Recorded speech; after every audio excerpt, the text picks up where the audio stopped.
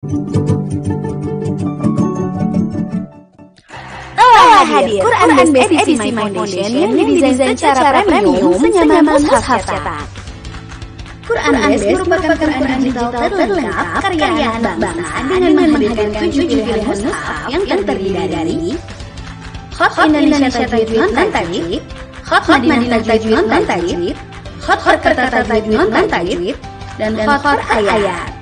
Dilengkapi dengan terjemah, tafsir, dan audio murotal dari kori pilihan yang telah mendapatkan tafsir resmi dari Kementerian Agama RI. Mempermudah pengguna dengan adanya fitur pencatat dan statistik tilawah untuk melihat histori tilawah kita.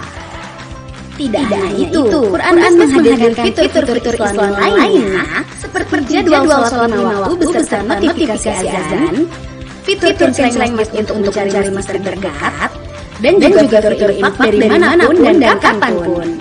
Fitur infak Quran sangat memudahkan pengguna karena pembayaran dapat dilakukan melalui metode pembayaran bank transfer dan dompet digital seperti GoPay, OVO, dan lain aja.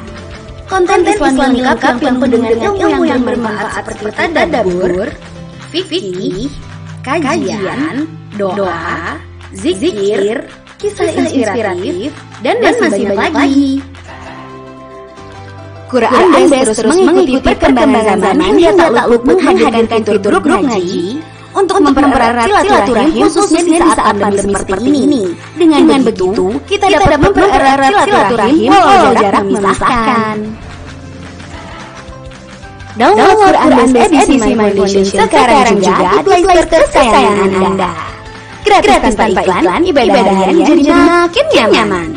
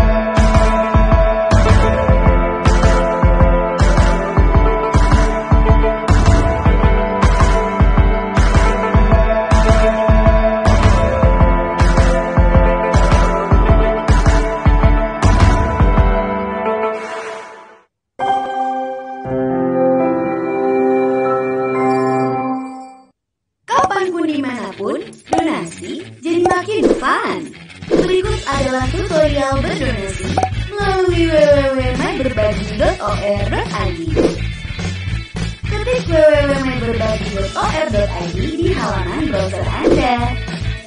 Pilih program yang Anda inginkan, isikan jumlah nominal untuk program tersebut, dan klik button donasi sekarang.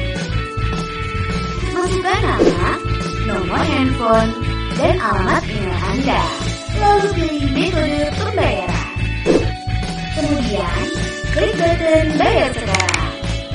Lalu, transfer donasi Anda disertai dengan kode unik melalui mobile banking, ATM, mesin edisi, ke rekening yang tertera. Atau, Anda juga bisa berdonasi dengan menggunakan metode pembayaran scan QR. Anda akan mendapatkan notifikasi berhasil berdonasi melalui SMS, WhatsApp, dan email. Selamat mencoba. Yuk sedekah agar hidup kamu makin berkah.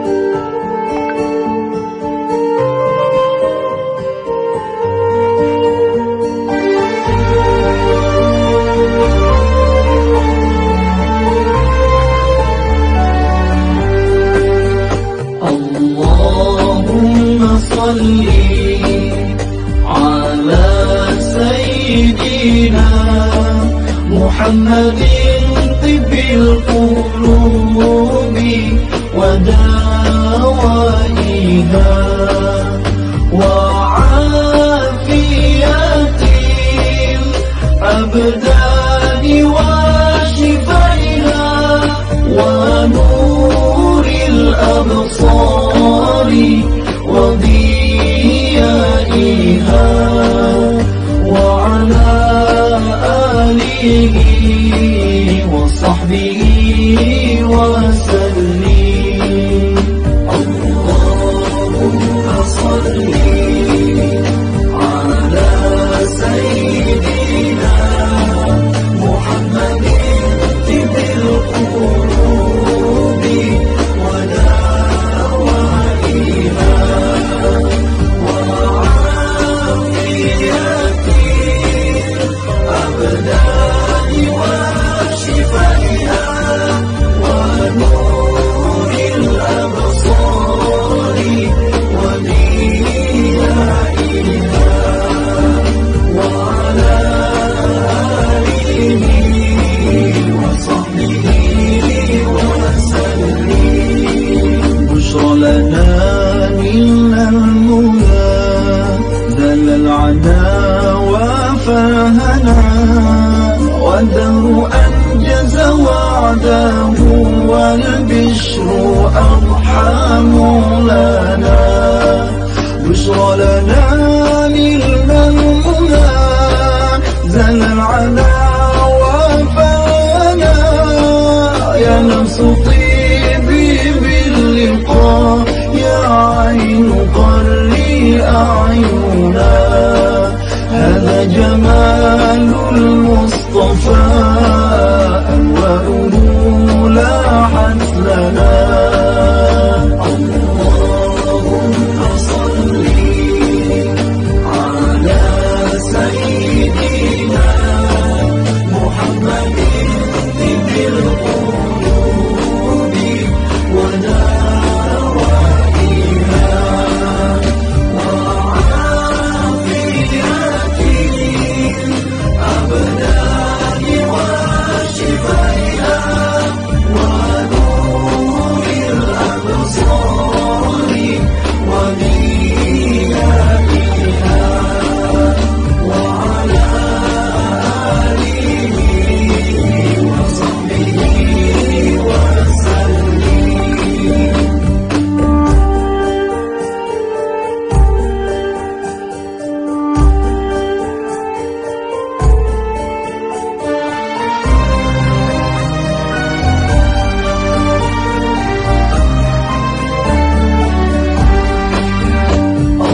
اللهم صل على سيدنا محمد طب القلوب ودوائها وعافية الأبدان وشفائها ونور الأبصار وضيائها وعلى آله وصحبه وسلم. اللهم صل على سيدنا محمد طب القلوب ودوائها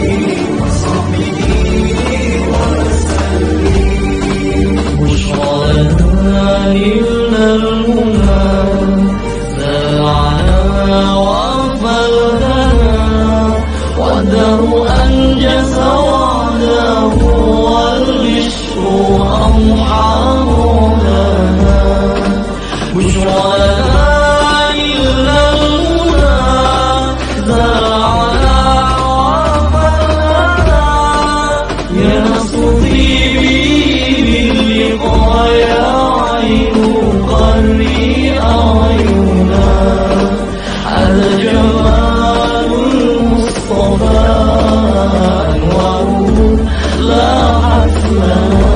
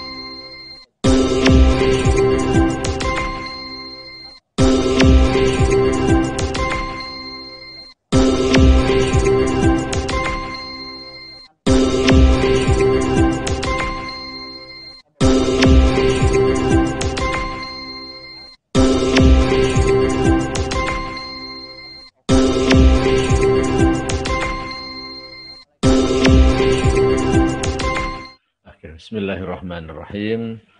Assalamualaikum warahmatullahi wabarakatuh. Alhamdulillah wassalatu wassalamu ala Rasulillah wa ba'du. Terima kasih Pak Kudrat dan semua kru MAI ya atau Mandiri Amal Insani. Alhamdulillah pada hari ke-9 Ramadan 1442 Hijriah ini saya bisa berbagi dengan teman-teman dari Yayasan MAI. Mudah-mudahan ini bisa menjadi sesuatu yang akan memberatkan timbangan amal baik kita di hadapan Allah Subhanahu wa taala insyaallah. Amin ya rabbal alamin. Baik. Hari ini saya sudah membahas seperti yang disampaikan pembawa acara kita, judulnya Sehari Bersama Setan. Ini judul yang saya nggak suka nih Pak. Maksudnya nggak suka bersama setan ya. Jadi tapi seperti yang disampaikan tadi, kita ingin mengenal setan ya. Tapi tujuannya bukan supaya kita bisa bersama dengan setan ya. Karena kita tidak bersama setan, juga setan udah maunya bersama dengan kita terus, maunya setan itu ya. Kita mau mengenali musuh kita, kemudian tujuannya agar kita bisa menghindar, mengalahkan setan, mengalahkan musuh kita. Baik. Yang pertama saya ingin sampaikan, sesekali saya share screen nanti boleh kalau bisa ya, sekali ya, nggak full nanti. Nah, saya share screen sebentar nanti. Kita sehari bersama setan. Nah, ada beberapa karakter iblis ataupun setan yang ini yang pertama, bahwa iblis setan ya, itu makhluk yang panjang umur. Setan itu makhluk yang panjang umur. Ini berdasarkan firman Allah Subhanahu wa taala, qala anzirni ila yaumi yub'atsun qala innaka minal munzirin. Jadi iblis maupun setan ini minta kepada Allah Subhanahu wa taala agar dipanjangkan umurnya. Dan ternyata itu dikabulkan oleh Allah Subhanahu wa taala. Makanya iblis khususnya itu kan nggak mati-mati nanti sampai hari kiamat itu kan ya. Iblis sebagai pemimpinnya para setan. Jadi intinya sih saya katakan nomor satu ini bahwa setan itu makhluk yang berumur panjang.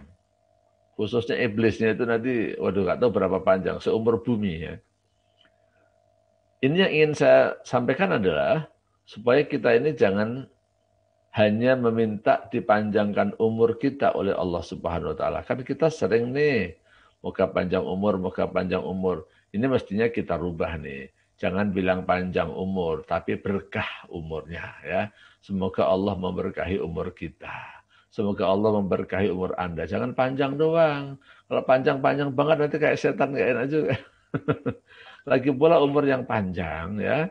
Kalau kepanjangan itu juga nggak enak ya. Jadi kita perlu memahami karakter yang pertama ini. Yang kedua, karakter setan itu apa? Ya. Setan itu adalah makhluk yang sangat berpengalaman. Berpengalaman dalam apa? Berpengalaman dalam menggoda dan menjerumuskan manusia. Dia itu dari dulu kerjanya cuma mengganggu manusia doang, menjerumuskan manusia. Di mana kita ini masuk neraka gitu. Kita ini tidak mengikuti hukum Allah. Itulah kerjaan setan dari dulu segitu itu aja. Udah gitu umurnya panjang. Jadi karena kerjanya fokus, jam terbangnya udah banyak, maka dia menjadi makhluk yang sangat expert dalam menggoda manusia dalam pekerjaan dia. Oleh sebab itu, kalau mau adu expert-expertan ya, adu pengalaman, adu jam terbang ya, kayaknya kita kalah sama setan gitu kan. Makanya maksud saya di sini adalah janganlah kita terlalu berbangga dengan jam terbang atas profesi yang kita miliki. Jadi kalau kita punya pengalaman yang banyak, kita punya jam terbang yang tinggi, kita syukur saja, kita kembalikan kepada Allah. Makanya kita selalu mengucapkan Alhamdulillah. Jangan suka pamer dan jangan suka apalagi sampai bangga. Ya. Apalagi sampai muncul sombong. Kalau sombong itu kan artinya adalah al-kibru batarul haqqi wa ghamtun nas. Jadi kalau bangga itu ujub ya, itu merasa kita hebat aja. Tapi kalau udah sombong itu artinya kita sudah merendahkan orang lain. Merendahkan orang lain karena kita anggap apa? Ah lo mah masih junior, gue udah senior nih. Ah lo mah baru anak kemarin. Saya mah udah lama di sini. Nah, jadi senioritas, adu pengalaman ini nggak selamanya patut untuk dibanggakan. Ini jadi kayak niru gayanya setan nanti khawatirnya ya. Jadi itu karakter yang kedua. Setan itu adalah makhluk yang sangat berpengalaman, expert dalam pekerjaannya, yaitu pekerjaannya menggoda manusia. Ini sekali lagi, karena memang dia kerjanya fokus, hanya itu terus jadi super ya, super ilmunya itu dalam masalah menggoda, itu super ya. Kemudian jam terbangnya juga tinggi karena umurnya panjang. Umurnya panjang karena dia minta kepada Allah Subhanahu wa taala ingin dipanjangkan dan ternyata dikabulkan. Ini setan itu bisa menggoda manusia dari semua penjuru ya. Diungkapkan di dalam Al-Qur'an, a'udzubillahi minasyaitonirrajim, qala fabima aghwaytani la aq'udanna lahum siratakal mustaqim. Boleh saya share ayatnya lah biar. Saya share sebentar ayatnya ya. Qala fabima aghwaytani la aq'udanna lahum siratakal mustaqim. Thumma la'atiyannahum min baini aydihim wa min khalfihim wa an aymanihim wa an syama'ilihim wa la tajidu aktsarahum syakirin. Jadi setan ini akan menggoda manusia dari mana nih? Ya, dari kanan, dari kiri, dari depan, dari belakang, dari semua penjuru. Dia akan berusaha untuk menggoda manusia. Sehingga apa? Kenyataannya memang, kenyataannya, ya saya kembali sini lagi, kenyataannya orang yang digoda setan itu bukan hanya orang awam saja. Jadi kita pun, yang mohon maaf kalau misalnya merasa saya kan sudah ahli ibadah, saya kan sudah rajin ibadah, atau saya ustadz, saya kiai. Hati-hati ya. Setan itu makhluk yang berpengalaman. Jadi yang digoda itu bukan cuma makhluk biasa, bukan manusia biasa, semuanya digoda. Termasuk para nabi pun juga akan digoda oleh setan. Dan nyatanya setan berhasil juga menggoda orang-orang soleh. Mulai dari sahabat Nabi sampai Nabi ya. Mohon maaf nih, ini untuk ilmu ya. Nyatanya kan ada perang yang terjadi antara sahabat dengan sahabat. Sahabat Nabi kan contohnya perang Siffin itu ya. Itu ya terjadinya peperangan ini kan sesama muslim ini kan bagaimanapun ini ada peran setan ini. Rasulullah sudah menjelaskan idal taqal muslimani bisayfihima fal qatilu wal maqtulu finnar. Orang muslim dengan orang muslim itu kalau bertemu dengan pedangnya mau bunuh-bunuhan, fal qatilu wal maqtulu finnar. Itu orang yang membunuh dan orang yang dibunuh sama-sama masuk neraka. Ya. Jadi kalau sampai terjadi perang ini sesama muslim, sesama sahabat Nabi ya, antara kubunya Muawiyah ya dengan kubunya orang yang mengatakan mendukung Ali bin Abi Thalib, itu kan terjadi perang, pernah jadi juga kan. Nah ini saya tidak ingin mengangkat masalah peperangan ini, tapi saya ingin menunjukkan bahwa persengketaan antara sahabat Nabi itu pernah terjadi. Ini kenapa? Ini kan ada setan. Jangankan sahabat Nabi, Nabi pun tergelincir juga. Siapa? Nabi Adam. Tuh, nyatanya Nabi Adam bisa keluar dari surga. Meskipun ini sudah takdir, sudah sunnatullah. Ya. Tapi ini suatu pelajaran bagi kita bahwa jangan mentang-mentang jadi kiai, mentang-mentang jadi ustadz, mentang-mentang jadi orang soleh. Gitu loh. Merasa aman dari gangguan setan. Ini yang tidak boleh maksud saya. Ya. Semua bisa. Nyatanya Nabi Muhammad SAW juga pernah kena sihir kan. Sihir ini kan juga upaya-upaya yang dilakukan oleh orang dengan bantuan setan. Jadi Rasulullah pernah kena sihir. Kemudian barulah turun pelajaran buat kita supaya kita aman dari gangguan sihir itu apa? Bacalah qul huwallahu ahad, qul a'udzu birabbil falaq dan qul a'udzu birabbin nas. Maksudnya baca 3 surat ini ya. Surat Al-Ikhlas, surat Al-Falaq dan surat An-Nas. Ini baca setiap pagi dan sore supaya kita tidak kena sihir. Nyatanya Rasulullah itu juga bisa kena sihir. Yang tadi saya katakan, sihir itu adalah upaya-upaya yang tidak dibenarkan oleh syariat yang biasanya menggunakan bantuan setan. Fokus saya adalah bahwa setan itu bisa menggoda siapa saja. Nah, gitu ya. Jadi setidaknya sudah saya sampaikan 3 karakter setan nih. Yang pertama, setan itu pada umumnya ya, atau bahkan mungkin semuanya umurnya panjang. Maka saya katakan jangan minta umur panjang, tapi minta umur yang barokah. Umur yang barokah itu yang semakin tua semakin baik. Yang kedua tadi saya katakan, setan itu makhluk yang sangat berpengalaman dalam pekerjaannya. Maka kita jangan sombong kalau kita memiliki suatu skill, satu profesi yang kita merasa kayak sudah mateng begitu ya. Yang ketiga, bahwa setan itu akan menggoda siapa saja, tidak pandang bulu, pantang menyerah dia. Maka kita tidak boleh merasa aman dari gangguan setan atau gangguan iblis. Yang keempat, nah ini bahayanya, bahwa setan itu bisa melihat kita.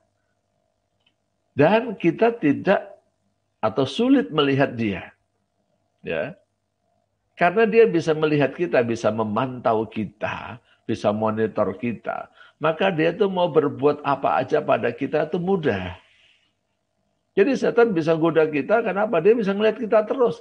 Kita di kamar mandi dia bisa ngelihat, kita di kamar dia bisa ngelihat, kita masuk kamar kunci dia bisa ngelihat juga, coba ya. Kita di dalam ruangan bisa, kita di tempat yang terang-terangan juga dia bisa. Intinya dia tuh bisa melihat kita di mana saja, sehingga probabilitas keberhasilan dia untuk bisa menggoda kita itu sangat besar. Repotnya, kita ini tidak bisa melihat dia, atau saya katakan sulit. Kadang-kadang kita ngelihat ya setan penampakan setan, tapi kita malah takut biasanya kan, kita malah takut ya.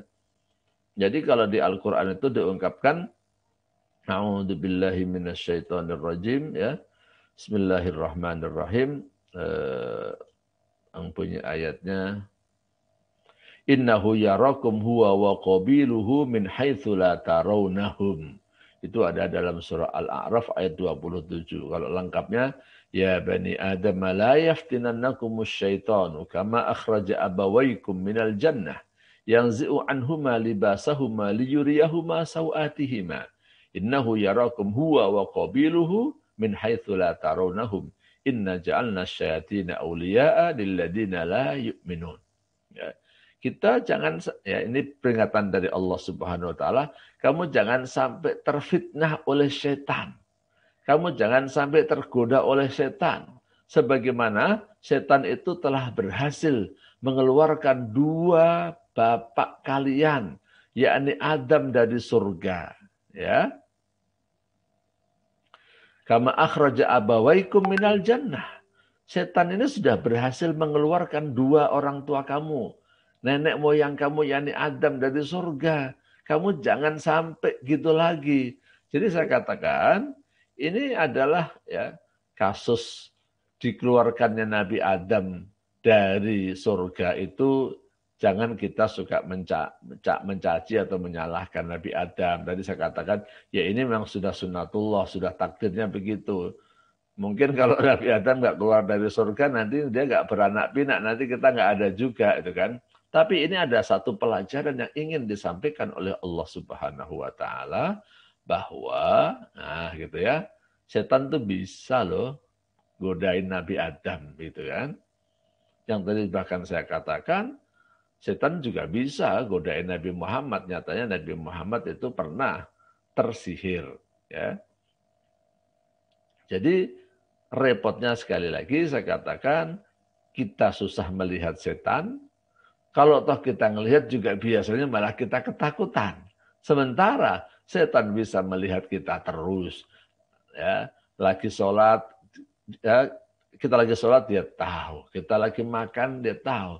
Bahkan maaf saja nih, suami sama istri mau berhubungan, setan aja tahu. Dan setan berusaha untuk menggoda. Ya, makanya Rasulullah ajarkan, orang kalau mau hubungan suami istri, baca doa supaya setan tidak ikutan. Nanti kalau setan ikutan repot. Makanya istilahnya ada orang kayak, maaf ya, ada anak genderuwo katanya kan, wajahnya mengerikan, itu anak setan, anak genderuwo. Ya itu mungkin karena salah satu sebabnya pada waktu dia mau berhubungan tidak baca doa. Ada orang makan banyak banget nggak kenyang-kenyang. Kenapa? Setannya ikut, setan lihat, setan tahu, dan setan mau menggoda. Ambil bagian juga ya. Makanya udah makan banyak nggak kenyang-kenyang, karena masuknya ke perut setan juga itu kan. Nah, yang kelima, Pak Ibu sekalian. Mohon maaf saya kepada ibu-ibu ini kalau terkait nomor 5 ya. Sebentar, saya share screen sebentar ya. Nomor 5. Karakter nomor 5. Setan itu punya tentara, iblis itu punya tentara. Ya, memang diungkapkan dengan tentara, dia punya kru ya. Dan kru ini siap berjuang bersama-sama dia. Bahkan kadang-kadang ada istilahnya setan itu udah pensiun sekarang, setan yang beneran, setan makhluk gaib itu udah pensiun. Kenapa? Karena udah banyak tentaranya. Tentaranya itulah yang sekarang bekerja. Tentaranya siapa? Di antara tentaranya itu adalah manusia. Kita lihat ini ya, surah Asy-Syu'ara ya. Wa burrizatil jahimu lil ghawin. Wa qila lahum aina ma kuntum ta'budun min dunillahi hal yansurunakum aw yantasirun fakubkibu fiha hum wal ghawun wa junudu iblisa ajma'un. Jadi iblis ya, setan itu ternyata punya tentara, punya staf ya. Makanya ada hadis yang menyatakan bahwa di bulan Ramadan ini setan-setan dibelenggu, tapi kok ternyata kemaksiatan masih banyak. Lah setannya itu tadi saya katakan sudah pensiun, setan itu sekarang nongkrong kali. Udah istirahat saja. Terus kok masih banyak yang ini? Banyak berbuat maksiat. Itu tentaranya kali yang ngerjain itu ya kalau Ramadan begini. Yang ngerjain tentaranya. Tentaranya setan. Stafnya, karyawannya, anak buahnya itu yang kerjain, yang godain mereka itu ya. Nah, siapa itu tentaranya ya? Ini bukan dari hadis ya. Saya kutip dari kitab namanya Makaidus Syaitan. Itu ada seorang ulama mengatakan ya. Katanya begini nih, saya tampilkan ya, share screen ya. Mohon maaf Bu Ibu ya. Ya. Qala Al-Hasan Ibnu Saleh, sami'tu anna syaitana qala lil mar'ah anti nisfu jundi wa anti sahmi alladhi armi bihi fala akhta wa anti maudhi'i sirri wa anti rasuli fi hajati. Masya Allah, jahat banget ini setan ya. Setan bilang kepada wanita, kamu adalah separuh tentaraku dan kamu adalah senjataku yang aku gunakan untuk memanah dan tidak pernah salah. Ya. Dan engkau adalah tempat untuk menyembunyikan rahasiaku. Dan engkau adalah utusanku dalam memenuhi kebutuhanku. Makanya ada hadis menyatakan begini juga.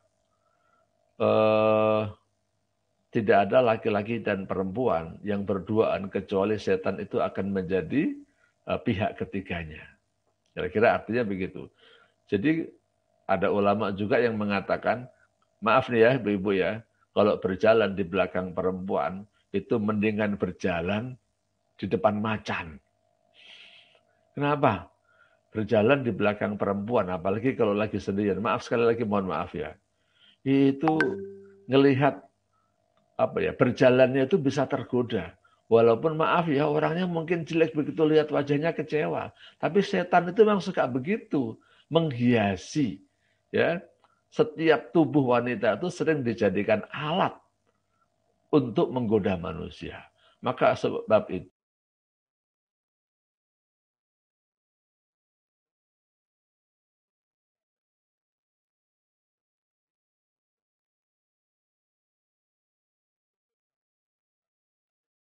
wajah itu walaupun tidak aurat tapi suka menjadi sebab fitnah. Maka sebaiknya wajah itu ditutup. Ini ada yang berpendapat seperti itu. Tapi tidak aurat, tapi sebaiknya ditutup.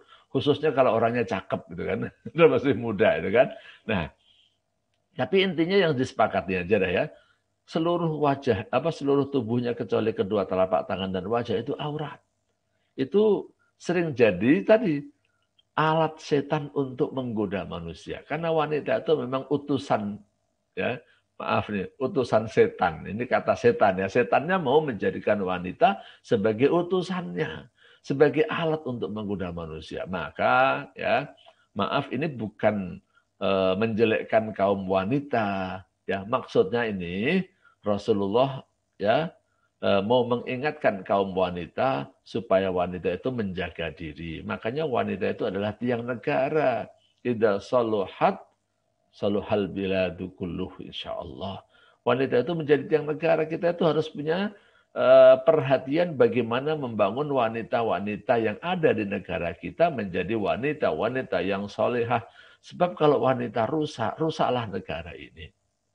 Ya, itu kira-kira karakter setan yang berikutnya tadi dan tentaranya ya. Masalahnya dia punya tentara. Nah, Bapak Ibu sekalian, saya ingin tidak usah banyak-banyak berbicara tentang karakter setannya ya. Tapi kita berbicara tentang tipu daya setannya. Ini menurut saya lebih penting ya. Setan ataupun iblis itu suka melakukan talbis. Talbis itu artinya menampakkan sesuatu yang batil kelihatan menjadi baik ya. Sesuatu yang batil itu kelihatannya baik. Nanti saya kasih contoh-contoh ya. Ini sampai ada kitab itu judulnya Talbisu Iblis. Ya. Bagaimana iblis punya strategi menampakkan sesuatu yang batil kelihatannya menjadi hak. Ada kata-kata begini. Ini contoh Bapak Ibu ya, saya panjang. Allah itu Maha Pengampun ya. Benar kan Bapak Ibu ya? Allah Maha Pengampun. Pak Kodrat ya, benar Pak Kodrat ya, Pak pembawa acara ya. Harusnya ketika kita tahu Allah Maha Pengampun, itu kita jadikan ini ilmu, kita jadikan bagaimana kalau kita sudah terjerumus ke dalam perbuatan dosa, kemudian kita taubat, mohon ampun kepada Allah. Tapi, ya, ini contoh talbis ini, tipu daya. Hati-hati ya, ini jangan ditiru loh ya, jangan dipakai loh ya. Ada orang begini. Sebelum dia berbuat maksiat, dia tanya kepada Ustadz, Ustadz Allah itu Maha Pengampun enggak? Iya. Terus kalau misalnya ada orang minum minuman mabuk-mabuk gitu, kalau dia taubat bisa diterima enggak? Bisa. Kalau dia enggak puasa, kemudian dia bertobat bisa diterima enggak? Bisa. Oh gitu ya. Akhirnya apa? Dia tuh bertanya seperti itu, karena dia tahu Allah adalah Maha Pengampun. Kalau gitu saya enggak usah puasa deh. Kalau gitu saya mabuk-mabuk enggak apa-apa deh. Nah, saya tanya, kenapa kamu begitu? Tenang aja, kan Allah Maha Pengampun. Nah inilah kalimatu haqqin urida bihal batil.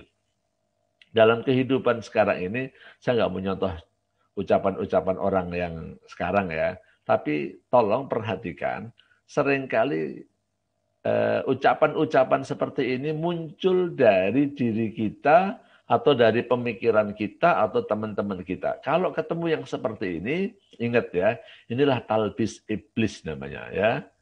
Sesuatu yang benar, Allah Maha Pengampun itu benar, tapi digunakan untuk sesuatu yang salah. Allah kan Maha Pengampun, nggak apa-apa dong kalau saya berbuat maksiat cuma sekali ini. Nah, ini talbis, ini contoh yang paling gampang. Nah, sekarang saya akan tunjukkan beberapa contoh talbisnya iblis. Bagaimana iblis melakukan tipu daya, bagaimana setan melakukan tipu daya kepada manusia, sehingga sesuatu yang batil itu tampak kelihatannya benar. Ya, dan sekarang ini, waduh kalau saya contohkan banyak banget ini nanti ya. Ini niatnya bukan untuk menjelekkan orang lain ya. Tolong ini nanti kalau kita sudah tahu contoh-contoh talbis, jangan digunakan untuk mengukur orang lain. Tuh orang tuh kena talbis iblis. Jangan begitu maksud saya. Tapi kita memahami supaya kita selamat dari tipu daya iblis ini. Itu tujuan yang terpenting ya. Oke, saya sekarang akan share screen. Mohon izin share screen lagi. Contoh-contoh talbis iblis. Ya. Contoh-contoh talbis iblis. Ataupun saya pakai talbis iblis itu biar bahasanya bersaja aja. Maksudnya ya setan juga. Bagaimana tipu daya setan ya? Bagaimana tipu daya setan? Yang pertama saya ingatkan ya bahwa ini firman Allah Subhanahu wa taala ya. Kullu nafsin dha'iqatul maut wa innama tuwaffawna ujurakum yaumal qiyamah faman zuhziha 'anil nari wa udkhilal jannata faqad faz wa mal hayatud dunya illa mata'ul ghurur. Dunia itu sendiri adalah penuh dengan tipu daya. Nah, kerjanya setan itu adalah sebagai ghurur untuk menipu manusia. Nih ya. Dan di antara tipu dayanya itu adalah dengan cara memoles-moles tadi kehidupan dunia. Dunia ini kelihatannya kok indah banget, dunia ini kelihatannya bagus, dunia ini kayaknya penting gitu ya. Sehingga kita tertipu. Nah inilah contoh-contoh tipu daya iblis, tipu daya setan, talbis iblis atau tipu daya setan. Nih contoh nomor 1. Orang kadang-kadang sok tahu, bergaya intelek, lalu memikirkan tentang zat Allah. Artinya dia kadang-kadang memikirkan, kalau kita mau memikirkan sesuatu itu kan diperintahkan memikirkan ciptaan Allah, jangan memikirkan Allah. Ini maaf nanti kadang-kadang belajar filsafat. Belajar filsafat bukan semuanya haram, bukan. Tapi kalau udah sampai dia berpikir, nah kalau alam semesta ini diciptakan oleh Tuhan, lalu siapa yang menciptakan Tuhan? Nah ini loh yang saya maksudkan. Ini talbis iblis. Ya. Kadang-kadang kita ini disuruh sama Allah tuh gak percaya. Pakai nanya itu loh. Allah perintahkan kita sholat. Kita nggak mau sholat dulu kalau belum tahu. Memang ngapain sih kita disuruh sholat? Apa hikmahnya? Ntar, sholatnya ntar. Saya akan belajar dulu. Sampai saya paham hikmahnya sholat, saya baru mau sholat. Saya nggak mau puasa. Sampai saya paham apa sih tujuan puasa. Kalau saya nggak paham, saya nggak mau puasa. Belum paham, udah keburu mati. Ya. Ini adalah talbisnya setan. Tipu daya setan kepada, saya bilang, ini kepada orang awam, cuman kelihatannya aja pinter. Sebenarnya dia bukan pinter, bergaya intelek aja. Biar kelihatan pinter, tapi belajar filsafat sampai ke blinger yang seperti itu nggak boleh ya. Belajar filsafat bukannya jelek saya katakan, tapi jangan sampai lari ke sono ya. Karena nanti kalau filsafat itu ada filsafat apa? Tasawuf itu ada tasawuf falsafi, ada tasawuf akhlaki. Intinya ya, kalau mau memikirkan, pikirkanlah ciptaan Allah. Tafakkaru fil khalqi, wala tafakkaru fil khaliq. Kalau sudah mulai berpikir tentang Tuhan, tentang Allah, nah itu adalah talbis. Nah sekarang ini juga banyak. Ini saya kutip dari kitab Talbis Iblis ya, Bapak Ibu sekalian ya. Bukan dari ide gagasan saya ini ya. Tapi saya kutip dari Talbis Iblis. Nih saya tampilkan lagi ini ya. Merendahkan ulama. Ya. Ini semua adalah tipu daya setan dengan berbagai macam cara gimana orang itu tidak menghargai ulama. Sekali lagi saya tekankan, semua saya mohon maaf kalau ini ada yang tersinggung mendengarkan ini. Ini saya kutip dari kitab Talbis Iblis. Ya. Bahwa tindakan merendahkan ulama ini adalah cara-cara setan bagaimana orang itu nanti tidak menghargai ulama, tidak taat pada ulama. Padahal Allah sudah menyatakan innama yakhsyallaha min ibadihil ulama. Orang yang paling takut kepada Allah itu ulama. Sehingga nanti kadang-kadang muncul ucapan, ya ulama juga manusia, ustadz juga manusia. Itu kan?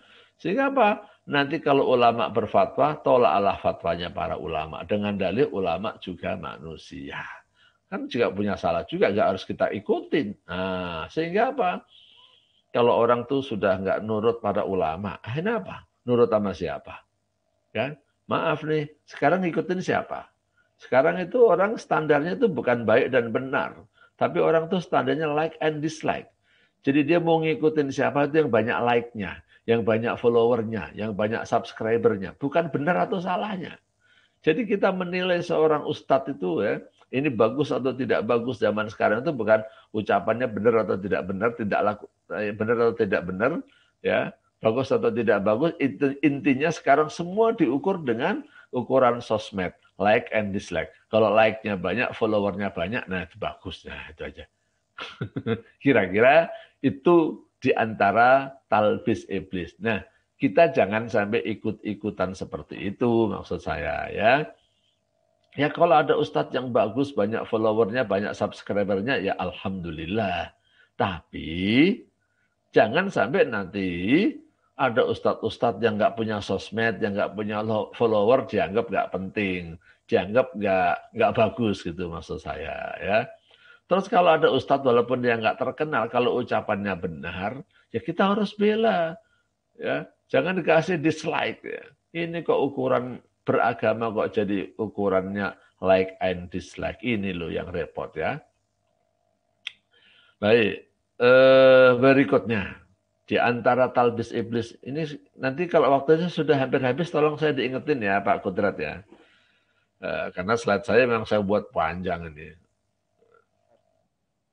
Ya, oke. Di antara talbis iblis lagi adalah ya, disebutkan lebih menghormati al-mutazahidin. Wah, apa itu menghormati al-mutazahidin?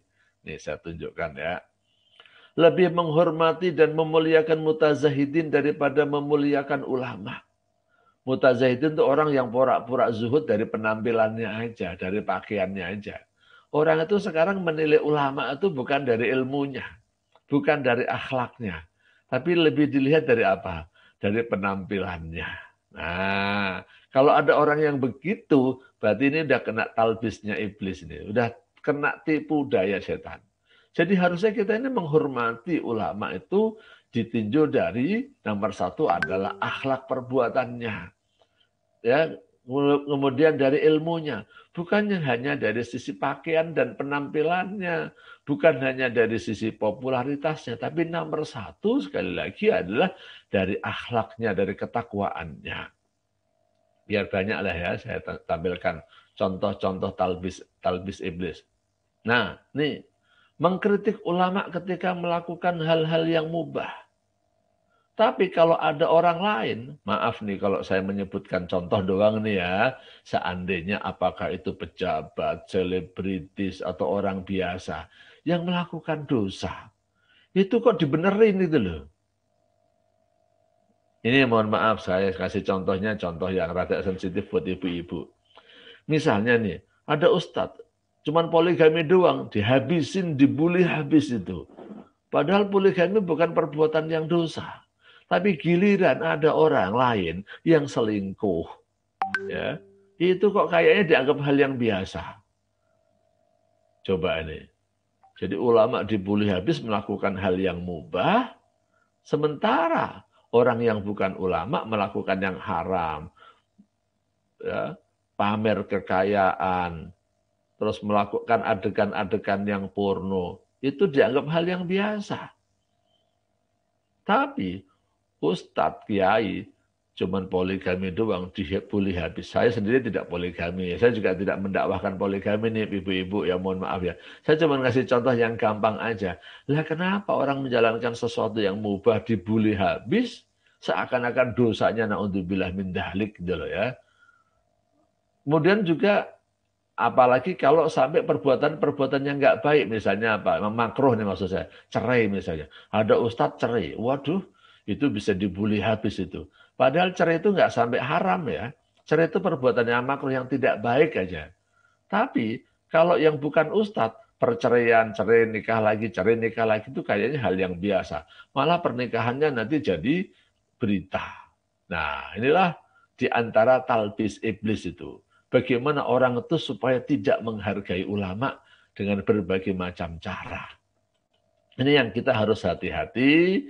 Maksud saya sekali lagi, kita jangan ikut-ikutan begitu ya. Terus, mengklaim dirinya sebagai keturunan atau pengikut orang soleh. Bangga dengan kesalehan nenek moyang. Padahal diri sendiri, dirinya tidak soleh. Mentang-mentang jadi anaknya kiai. Mentang-mentang jadi anaknya ustadz berbangga-bangga. Tapi akhlaknya nggak ngikutin bapaknya. Ya. Cara habisin doang. Akhlaknya nggak mau ngikutin bapaknya, tapi ngebanggain bapaknya terus. Nah, ini adalah godaan setan. Ya. Tipu daya setan. Udah jam 5.18 nih, saya harus cepet itu. Karena contoh-contoh saya banyak, biar pada tahu contoh-contoh. Berikutnya, orang yang ahli ibadah juga digoda. Kan tadi saya katakan, setan itu akan menggoda semuanya. Ya, mau nabi, mau sahabat, mau kiai, mau ustadz, apalagi cuman pejabat, selebritis, guru, semuanya digoda. Maka semuanya dilakukan tipu daya. Tipu dayanya banyak. Ini tadi contoh-contohnya. Nah, berikutnya, orang ahli ibadah digoda nggak? Digoda. Contohnya apa nih? Nih. Banyak loh di Indonesia ini. Orang tuh kalau diajak dzikir seneng. Kalau diajak ngaji, ya baca Quran, baca kitab pada malas. Lebih mengutamakan pelaksanaan ibadah daripada mencari ilmu. Padahal dia itu kalau beribadah tidak dilandasi dengan ilmu, kan ibadahnya nggak diterima. Ya, itu kalau ada majelis taklim nih di masjid nih biasanya nih, mohon maaf nih ya, kalau tersinggung ya. Pas sholat banyak ini, dzikir banyak. Tapi begitu mulai datang pengajian, ustadznya mulai assalamualaikum, bubar. Tapi kalau ada majelis dzikir, wah senang tuh mereka ikut. Jadi kalau diajak ngaji belajar maksud saya, yang cius ngaji serius itu pada malas. Tapi kalau ngajinya maaf cuma dzikir doang seneng. Bukan saya katakan dzikir itu jelek ya. Dzikir itu bagus, tapi orang malas belajar. Ya. Kalau suruh dengerin ceramah yang sifatnya nguping seneng, tapi kemudian ada baca Quran, pada kabur semua. Pengajian kalau ustadznya tuh mulai nyuruh ada yang baca, bubar tuh semua tuh. Nah, ini termasuk talbis, ini termasuk tipu daya setan. Sehingga banyak sekarang orang itu menjalankan ibadah tapi tidak dilandasi dengan ilmu. Karena memang nggak mau belajar, begitu ya. Karena nggak mau belajar. Kemudian ada juga ini bisa jadi nih. Ini kan lagi bulan Ramadan nih. Saya kepengen baca Quran yang banyak. Akhirnya baca Quran yang banyak, ngebut. Tapi ngebutnya tuh sampai tidak pakai tajwid, gitu ya. Bacanya asal-asalan. Kenapa? Pengen hatam. Targetnya tuh hatam. Loh kan nanti kan dihitung per huruf. Ya itu benar. Tapi tetap sesuai dengan kaidah tajwid. Jangan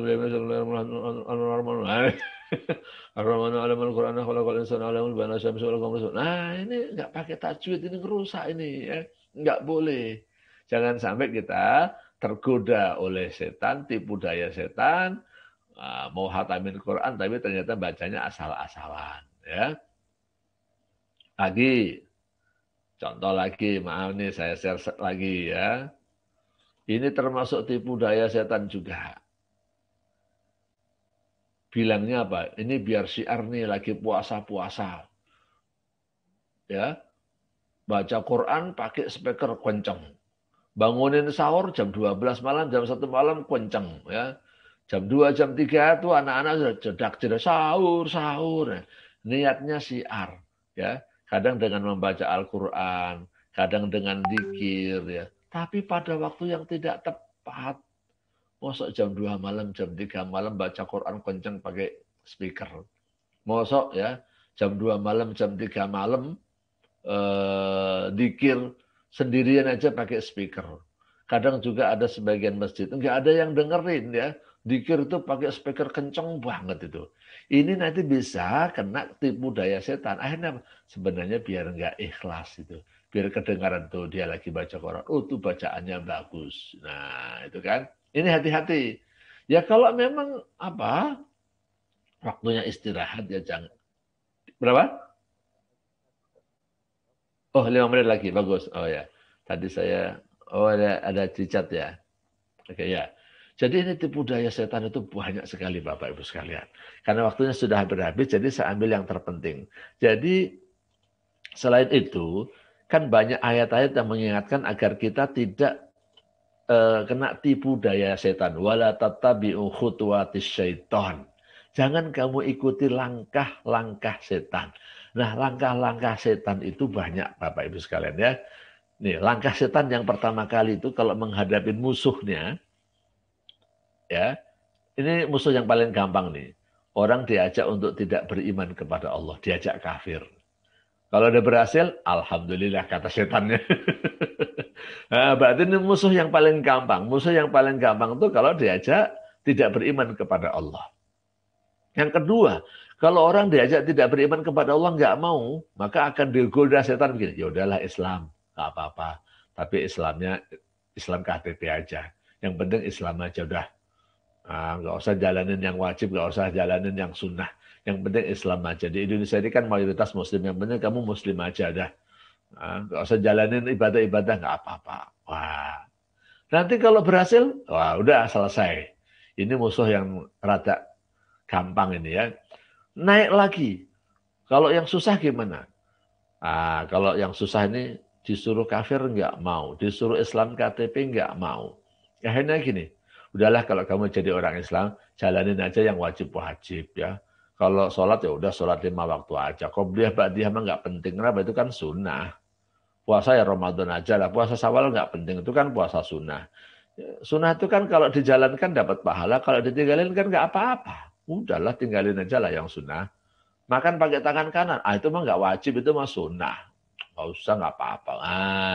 Digodanya seperti itu. Ini langkah setan nih. Yang keempat, kalau diajak ninggalin yang sunnah nggak mau, gimana? Nah, setan pakai strategi berikutnya. Udah jalanin yang wajib, tapi yang haram juga. Jadi, amar ma'ruf nyambi mungkar gitu ya.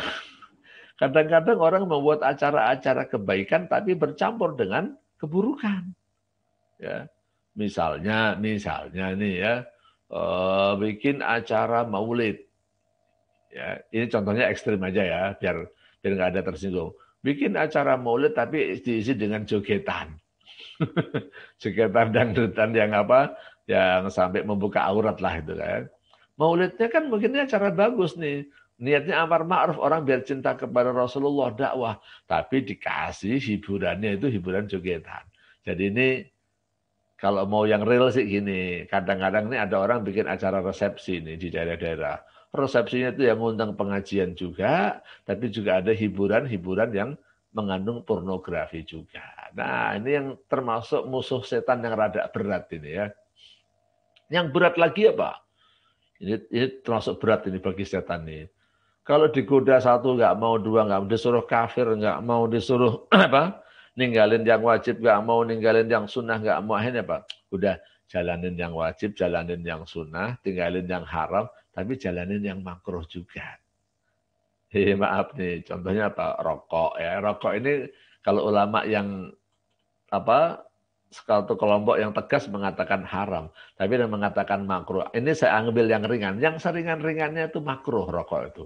Nah, orang digoda ini nggak mau ini, udahlah ngerokok aja. Lah ngerokok kan nggak dosa, ngerokok kan cuma makruh ini. Nah, inilah langkah setan berikutnya ini. Ini termasuk musuh yang berat ya. Kalau sudah tergoda untuk menjalankan yang makruh. Yang dua lagi, setan akan menggoda kita melakukan hal yang wajib dan yang sunnah, meninggalkan yang haram, tapi dicampurin dengan bid'ah. Ya. Menjalankan kebaikan-kebaikan, tapi dicampuri dengan hal-hal yang tidak ada dasarnya, yang tidak ada perintahnya. Kayaknya sudah habis waktunya. Dan yang terakhir adalah berlebih-lebihan melakukan hal yang mubah. Sebenarnya boleh. Contohnya nonton bola itu boleh. Ya, nonton bola. Tapi digoda oleh setan untuk nonton bola sampai tengah malam, akhirnya apa? Sholat subuhnya kesiangan. Ya. Mendengarkan musik. Ya, musik-musik yang bukan berbau pornografi loh ya. Musik-musik yang biasa sebenarnya boleh. Tapi setan ini musuh yang paling berat buat setan ini. Ini digoda susahin orang. Akhirnya apa? Digoda untuk mendengarkan musik banyak sekali sampai nggak baca Quran. Nah, inilah langkah-langkah setan yang Allah ingatkan. Allah peringatkan kepada kita, wala tattabi'u khutuwatis syaitan. Kamu jangan sampai tergoda dengan langkah-langkah setan. Demikianlah Bapak Ibu sekalian yang bisa saya sampaikan terkait sehari bersama setan, tapi nggak sampai sehari ini kok, sejam ya. Ya, sekedar mengenal setan dan tipu dayanya agar mudah-mudahan kita bisa sadar terhindar dari tipu daya setan. Wallahu a'lam bishawab. Saya kembalikan kepada Pak Kodrat sebagai pembawa acaranya. Silakan, Pak.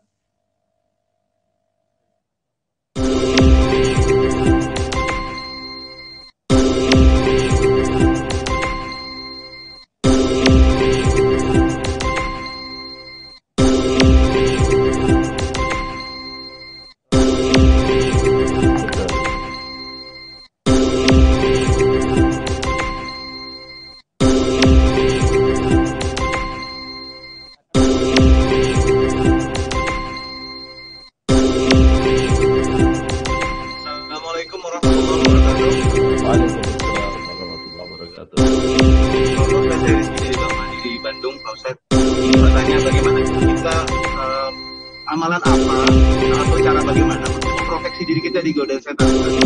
Namanya mungkin ada setan yang memang berwujud manusia, ada setan yang berwujud yang goib. Kadang-kadang ada yang nggak suka ngasih kita ngirim ini gitu. Tapi ada juga kan yang manusia nih yang, nah ini Pak Ustadz punya tips nggak buat kita nih, hal apa yang bisa kita lakukan untuk bisa menjaga itu? Oke. Belum jawab, nanti Ustadz langsung jawab, tapi pemirsa yang lain kalau ada pertanyaan seiring Ustadz jawab silakan lewat chat. Oke. Ada Ustadz? Ya.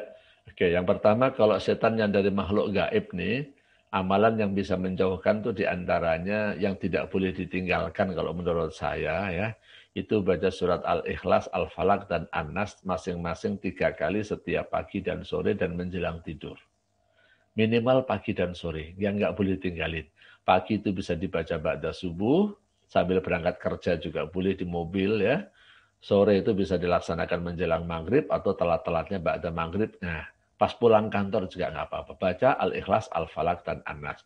Nah, kalau setan dari kelompok manusia ini, cara yang paling jitu untuk menghindari menurut saya adalah kita berkumpul dengan orang-orang soleh. Bahasanya si Opik ini, tombok hati adalah wong kang soleh kumpulono. Kita itu harus punya kelompok, punya grup orang-orang baik. Ya, kalau kita ikut di grup WhatsApp, ya WA misalnya, ya kelompok orang-orang baik. Kalau ada grup orang-orang baik, ikut aja walaupun kita nggak komentar, minimal kita kenal, punya kenalan-kenalan ya. Misalnya ada grup jamaah pengajian, grup jamaah masjid, grup pengurus, grup rohis, ikut aja. Ini supaya kita berteman dengan orang-orang baik. Dan secara fisik kita harus punya, ya, kita harus punya kelompok atau majelis taklim lah. Majelis taklim di mana aja. Saya mau di majelis taklim kantor, majelis taklim yang di rumah, majelis taklim, majelis dzikir di mana aja. Ya. Saya sih tidak tidak fanatik kepada kelompok apakah ini majelis taklim model model NU, model Muhammadiyah, model Persis, model Sunnah, model apa. Pokoknya yang penting punya kumpulan orang-orang baik. Ya. Punya kumpulan orang-orang baik. Kenapa? Kalau kita berkumpul dengan orang-orang baik, ya, insya Allah auranya itu akan dapat. Karena memang Rasulullah menyatakan almar'u ala dini khalilihi. Orang itu tingkat keberagamaannya sangat dipengaruhi oleh temannya. Ya, oleh temannya. Kalau ada kelompok-kelompok yang nggak baik, jangan masuk grupnya. Ada geng-geng orang mabuk misalnya. Jangan masuk situ. Jangan merasa saya mau dakwahin mereka. Belum level kita lah. Ya. Yang mendakwahi mereka itu kalau udah geng-geng orang mabuk misalnya. Itu mungkin udah perlu kekuasaan itu ya. Ada misalnya geng tukang judi misalnya ya. Kelompok. Jangan ikut grupnya. Jadi nomor 1 sih menurut saya untuk menjauhi setan yang dari kelompok manusia.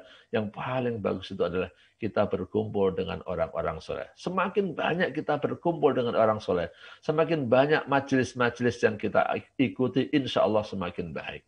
Saya sendiri ya mengingatkan kepada diri saya sendiri, pada teman-teman saya juga, walaupun sudah jadi ustadz, sudah jadi kiai sekalipun, itu harus tetap punya kelompok pengajian di antaranya, yang kita itu jadi pendengarnya. Saya soalnya merasakan Bapak Ibu sekalian ya, ketika saya itu ceramah, terus kadang-kadang nggak ada yang nasihatin saya. Ini bahaya juga itu kan. Ya.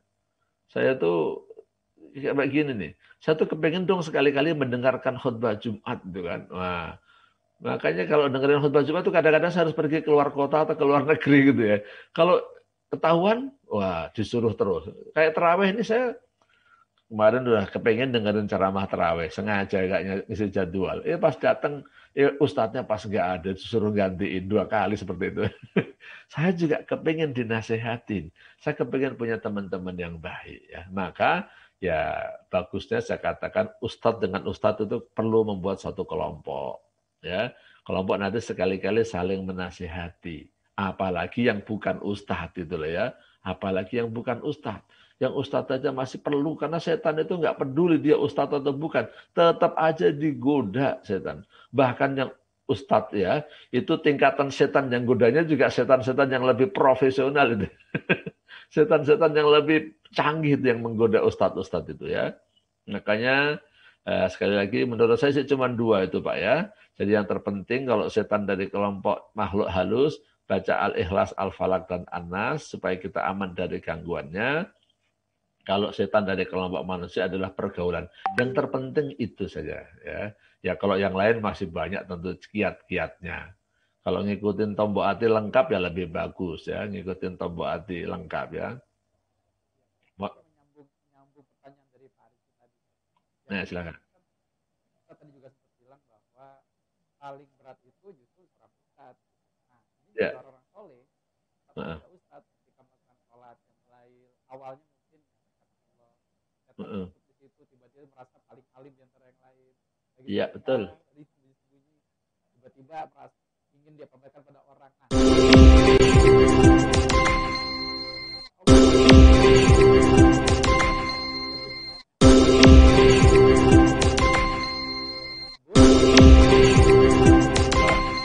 pertanyaan yang bagus. Yang namanya ikhlas itu kita menjalankan sesuatu karena Allah. Cirinya ikhlas itu diantaranya adalah kalau dipuji dia tidak bangga, kalau dicaci dia tidak down. Ya. Dan cirinya tidak ikhlas itu diantara termasuk tidak ikhlas apa? Kalau kita menghentikan perbuatan baik karena takut riak. Jadi misalnya saya mau ke masjid nih, ya dilihat orang, nggak jadi ke masjid deh. Nah itu berarti tandanya nggak ikhlas itu. Jadi kalau mau sedekah nih, ya dilihat orang, nggak jadi deh. Nah ini berarti belum ikhlas ini. Jadi lawan. Ya, jadi lawan. Pokoknya orang mau ngelihat atau nggak ngelihat, saya pokoknya tetap sedekah. Saya mau dilihat atau tidak dilihat, pokoknya saya berzikir. Orang memuji atau tidak memuji, pokoknya saya tetap sholat berjamaah. Orang mencaci maki atau apa, menjelek-jelekkan saya tetap baca Al-Quran. Jadi, kalau lanjutin saja, kita baca aja. A'udzubillahi minasyaitonirrajim. A'udzubillahi minasyaitonirrajim. A'udzubikalimatillahi ta'ammati min syarri ma khalaq. Nah, itu. Baca ta'awud intinya, mohon perlindungan kepada Allah dari setan, ya, dari godaan setan, dan kita kembalikan semuanya saya lakukan karena Allah Subhanahu wa taala. Jadi jangan menyetop kebaikan karena takut riya, ya. Dan jangan melakukan perbuatan juga karena riya, karena ingin dipuji orang, nggak boleh. Dua-duanya nggak boleh. Jadi lanjutkan dan kembalikan semuanya pada niat awal. Niat awal kita adalah mencari balasan dari Allah Subhanahu wa taala. Tapi yang kayaknya menurut saya berat, perlu latihan adalah kita belajar cuek. Dalam tanda kutip ya, maksud saya adalah kita mau dicaci atau dicela orang ketika melakukan perbuatan baik, udah cuek aja. Kalau dipuji juga jangan bangga gitu loh. Nah ini masalahnya kita suka nyari pujian nih. Minta di like terus itu masalahnya ya. Kalau ada di like itu kayaknya seneng gitu kan. Cari pujian ini. Ini kalau dalam dunia hiburan ya cocok mungkin ya. Tapi kalau dalam dunia dakwah kan nggak cocok kan. Gitu. Dari pemirsa ada pertanyaan lagi, silakan. Ustaz, ini ada pertanyaan menarik, Ustaz. Nah, silakan. Bagaimana cara menentukan ciri-ciri setan dari golongan manusia? Jadi kalau ketemu orang dia itu setan atau bukan, bagaimana cara? Kayaknya jangan deh, kasihan deh. Jadi gini, setan itu sebenarnya kalau secara makna kan artinya al-bu'du ya, jauh ya. Setan itu artinya sebenarnya jauh. Maksudnya jauh dari rahmat Allah Subhanahu wa taala. Jadi kalau orang ini termasuk setan ya orang yang jauh dari rahmat Allah, gamanya begitu. Orang yang jauh dari rahmat Allah itu biasanya apa? Yang perbuatannya tidak baik gitu kan. Jadi kalau ada orang yang perbuatannya tidak baik, pada waktu dia tidak baik, itu dia sedang kemasukan setan, itulah ya. Jangan orangnya kita anggap setan, karena dia manusia ya manusia lah, jangan kita anggap setan dia. Tapi dia sedang bersifat seperti setan. Ya.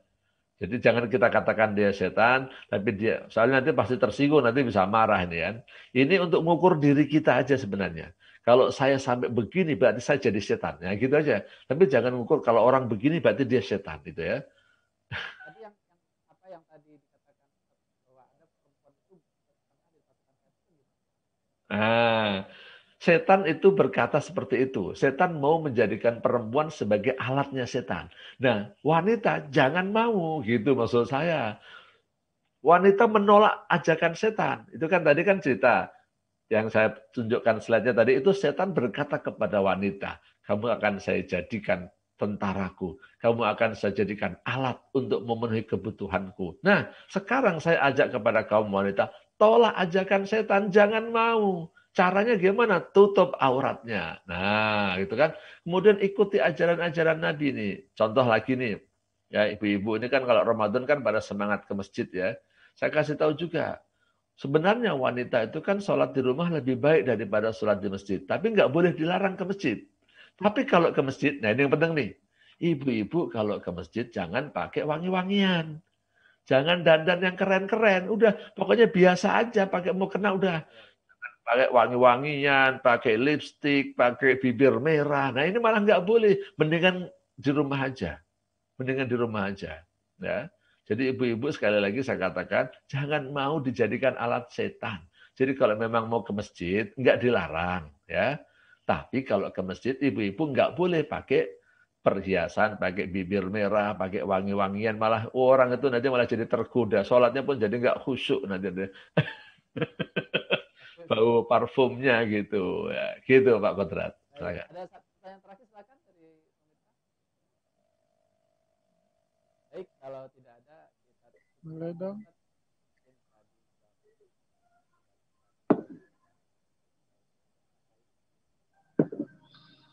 Baik, Bapak Ibu sekalian. Alhamdulillah, kita sudah di penghujung acara. Mudah-mudahan apa yang saya sampaikan tadi bermanfaat, bisa menjadikan diri kita semakin jauh dari setan.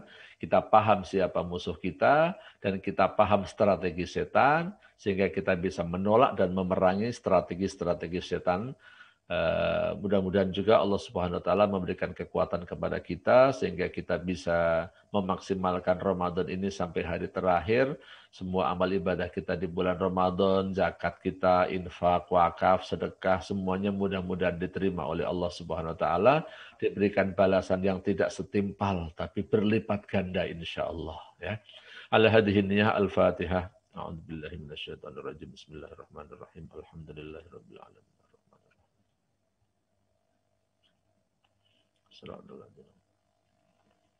Bismillahirrahmanirrahim. Alhamdulillahirabbil alamin. Hamdan yuafi ni'amahu wa yukafi'u mazidah.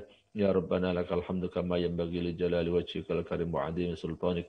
Allahumma salli wa sallim ala sayyidina Muhammad wa ala ali sayyidina Muhammad. Allahumma inna nas'aluka ridhaka wal jannah wa na'udzubika min sakhatika wan nar. Allahumma inna nas'aluka ridhaka wal jannah wa na'udzubika min sakhatika wan nar. Allahumma inna nas'aluka ridhaka wal jannah wa na'udzubika min sakhatika wan nar. Allahumma barik lana fi Ramadan wa barik Ramadan lana. Allahumma taqabbal minna siyamana wa qiyamana wa tajawaz anna jami'as sayyi'at. Allahumma rabbana dhalamna anfusana wa illam taghfir lana wa tarhamna lanakunanna minal khasirin. Allahumma sallimna wal muslimin wa afina wal muslimin waqfina wa iyyahum min syarri masaibid dunya wad din. Allahumma ansurna wa ansur ikhwanana al muslimin. Allahumma ansur ulama'ana al-amilin. Allahumma ansur ikhwanana al-muslimin al-musabin. Ya Allah, tolonglah kami dan semua saudara-saudara kami umat Islam dimanapun berada, ya Allah. Khususnya umat Islam yang sedang mendapatkan musibah dan bencana. Berikanlah pertolongan kepada mereka, ya Allah. Angkat semua penyakit mereka, ya Allah. Dan berikan solusi atas kesulitan-kesulitan mereka, ya Allah. Terimalah amal ibadah kami, ya Allah. Khususnya amal ibadah yang kami laksanakan di bulan Ramadan ini, ya Allah. Dan berikan kepada kami kekuatan untuk menjalankan perintah-perintah-Mu dan menjauhi larangan-Mu, ya Allah. Dan lindungilah kami semua, ya Allah, dari godaan setan dan dari tipu daya setan, ya Allah. Baik setan dari kelompok manusia maupun setan dari kelompok jin, ya Allah. Hanya dengan kekuasaan-Mu, dengan rahman dan rahim-Mu, ya Allah. Dengan kebijakan-Mu, ya Allah. Kami bisa berlindung diri dari semua godaan setan dan tipu daya setan itu, ya Allah. Berikan kepada kami, ya Allah, ilmu dan kebijakan agar kami bisa terlepas dari tipu daya setan, ya Allah. Rabbana atina fid dunya hasanah wa fil akhirati hasanatan wa qina adzabannar wa qina adzabannar wa qina adzabannar. Sallallahu ala sayyidina Muhammadin walhamdulillahi rabbil alamin. Terima kasih, kurang lebihnya saya mohon maaf. Wal-'afwu minkum. Wassalamualaikum warahmatullahi wabarakatuh.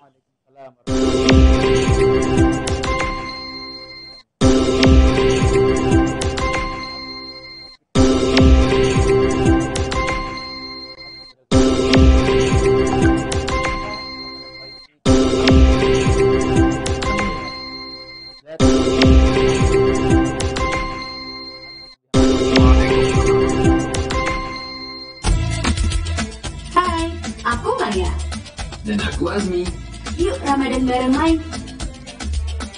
Di Ramadan kali ini, My Foundation punya banyak program yang menarik loh. Ada kajian online, santunan yatim, Sembako Ramadan, Masjid Sehat, dan ada lebaran ikan. Seru banget kan? Jangan lupa untuk tetap menjaga protokol kesehatan ya. Mari sambut Ramadan dengan kebahagiaan dan berbagi. My Foundation mengucapkan Selamat menunaikan ibadah puasa Ramadan 1442 Hijriah. Mohon maaf, lahir dan batin.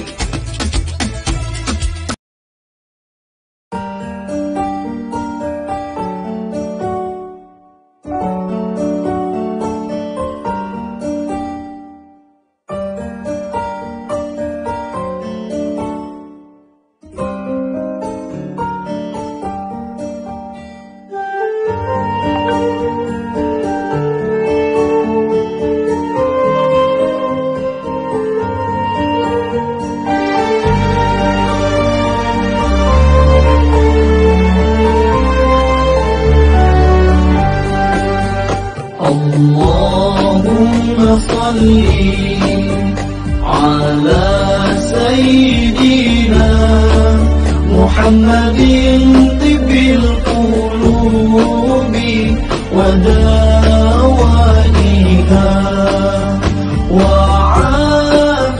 afiyatil abdani wa shifaiha wa nuril absari wa diyaiha wa ala alihi wa sahbihi wa sallim. Allahumma salli ala sayyidina Muhammadin tibbil qulubi wa dawaiha wa afiyatil abdani wa shifaiha wa nuril absari wa diyaiha wa ala alihi wa sahbihi wa sallim. بشرى لنا إلا المنى زل العنا وفاهنا والدهر أنجز وعده والبشر أضحى مولانا. بشرى لنا إلا المنى زل العنا وفاهنا يا نفس طيبي باللقاء يا عين قري أعينا هذا جمال المصطفى أنواره لاحت لنا. اللهم صل على سيدنا محمد تبل القلوب ودوائها وعافية الأبدان وشفائها ونور الأبصار وضيائها وعلى آله وصحبه وسلم.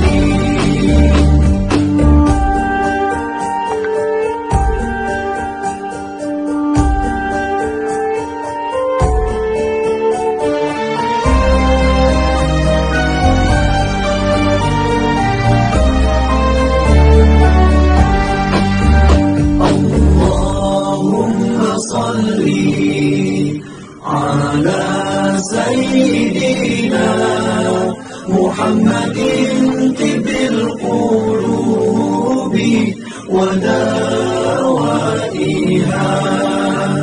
وعافية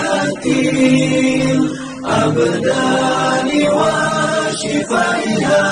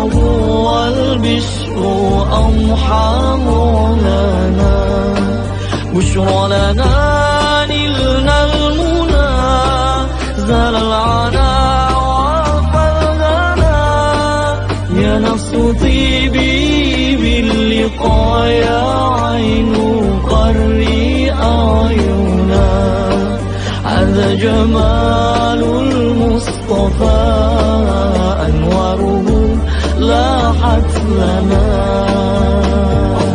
اللهم صل على سيدنا محمد طب القلوب ودوائها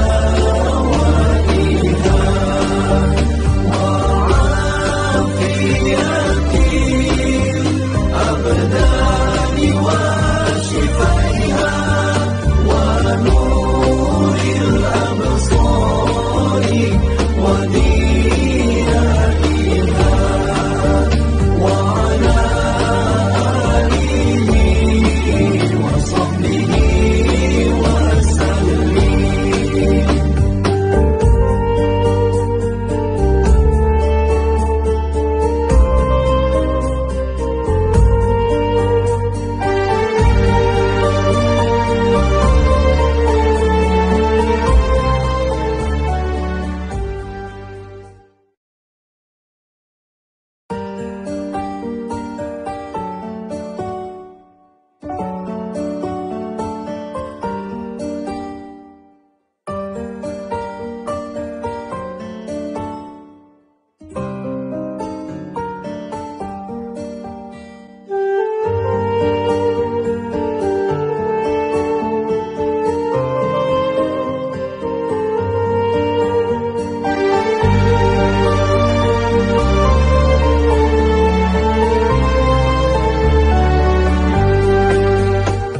اللهم صل على سيدنا محمد طب القلوب ودوائها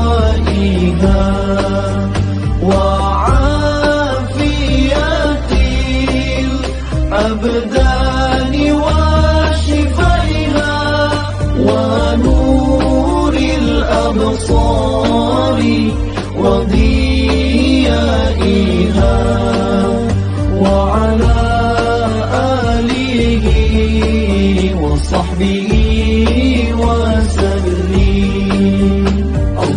اللهم صل على سيدنا محمد طب القلوب ودوائها وعافية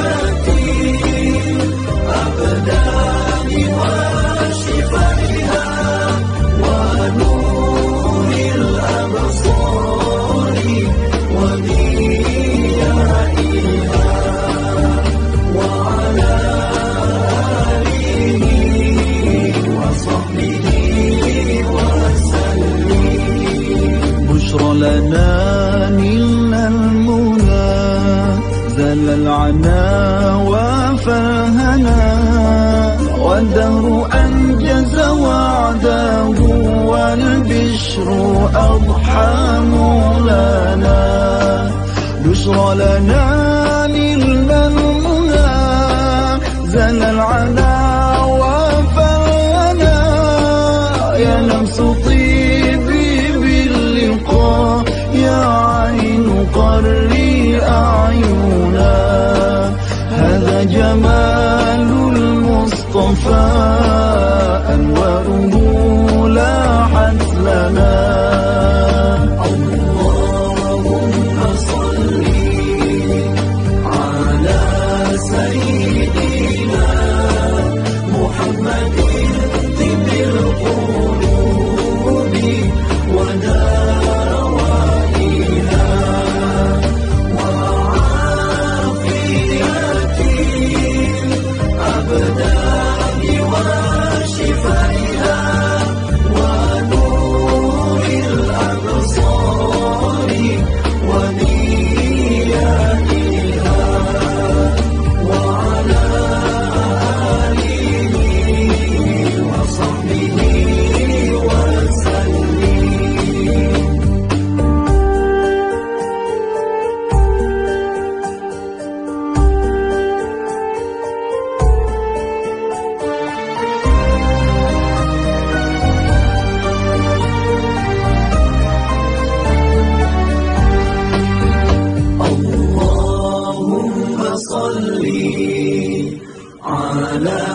سيدنا محمد طب القلوب ودوائها وعافية الأبدان وشفائها ونور الأبصار وضيائها وعلى آله وصحبه وسلم. اللهم صل على سيدنا محمد طب القلوب ودوائها وعافية الأبدان وشفائها ونور الأبصار وضيائها وعلى آله وصحبه وسلم. بشرى لنا نلنا المنى زال العنا وعفى الغنى والدهر أنجز وعده والبشر أضحى مولانا. بشرى لنا نلنا المنى زال العنا وعفى الغنى يا نفس طيبي باللقاء يا عين قري أعينا. هذا جمال المصطفى أنواره لاحت لنا. اللهم صل على سيدنا محمد طب القلوب ودوائها وعافية الأبدان وشفائها ونور الأبصار وضيائها وعلى آله وصحبه وسلم.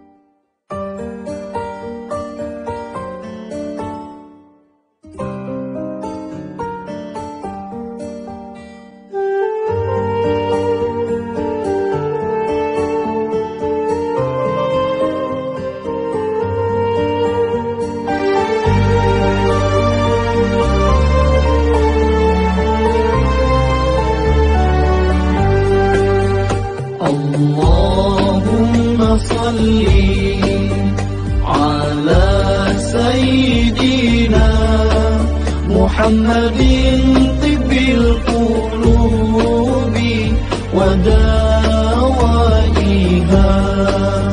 وعافية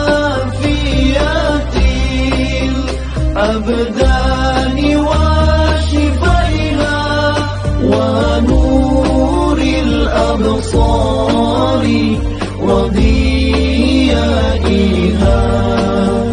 وعلى آله وصحبه وسلم. اللهم صل على سيدنا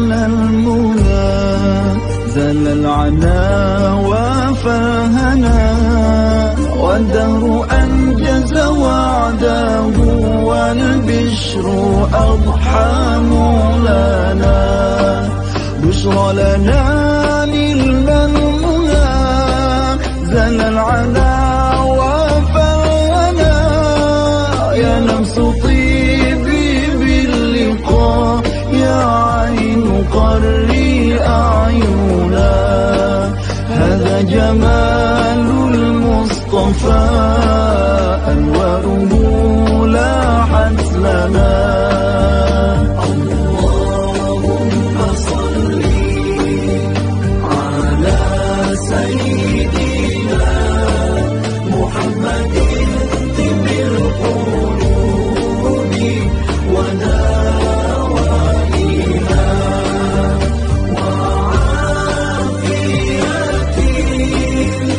الأبدان وشفائها ونور الأبصار وضيائها وعلى آله وصحبه وسلم.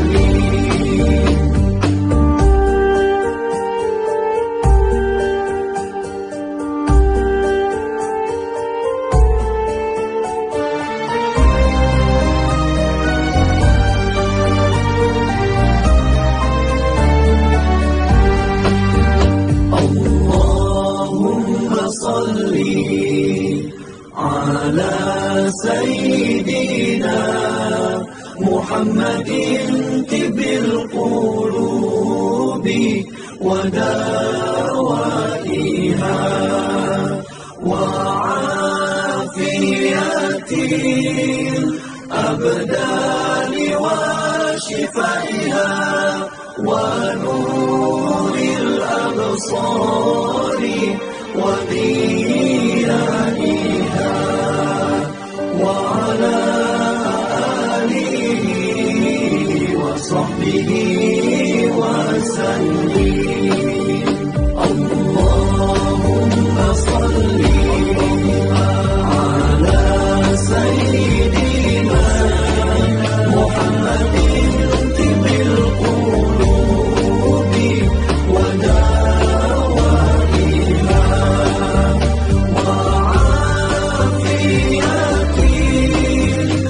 الأبدان وشفائها ونور الأبصار وضيائها وعلى آله وصحبه وسلم. بشرى لنا نلنا المنى زال العنا فالغنى والدهر أنجز وعده والبشر أضحى مولانا بشرى لنا نلنا المنى زال العنا فالغنى يا نفس طيبي باللقاء يا عين قري أعينا هذا جمال المصطفى أنواره لاحت لنا اللهم صل على سيدنا محمد طب القلوب ودوائها وعافية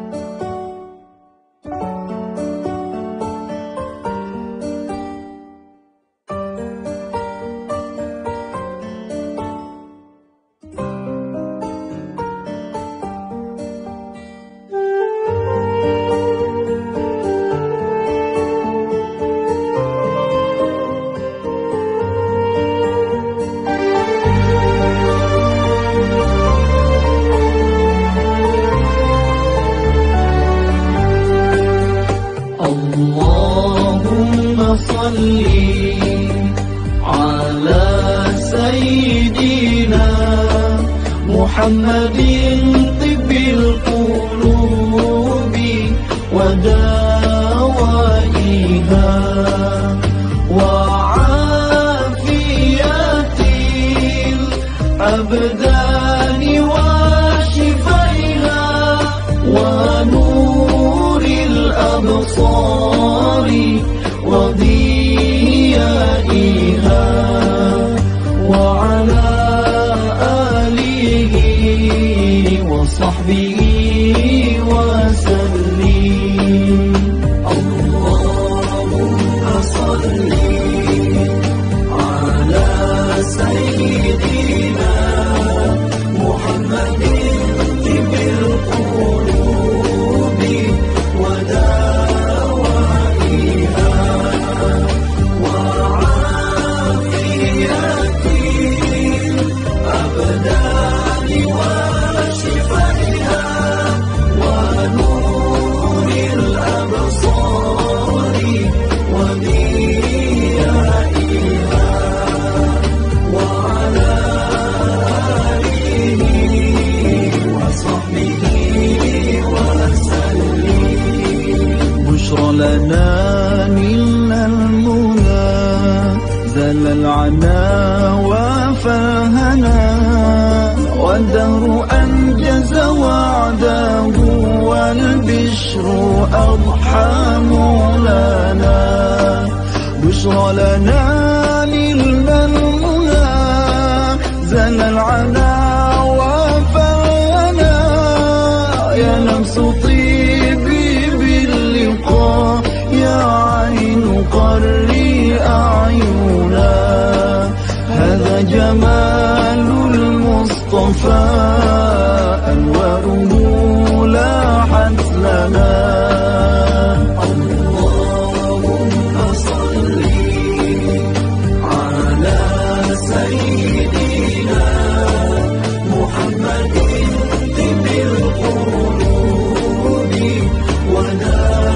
ودوائها وعافية الأبدان وشفائها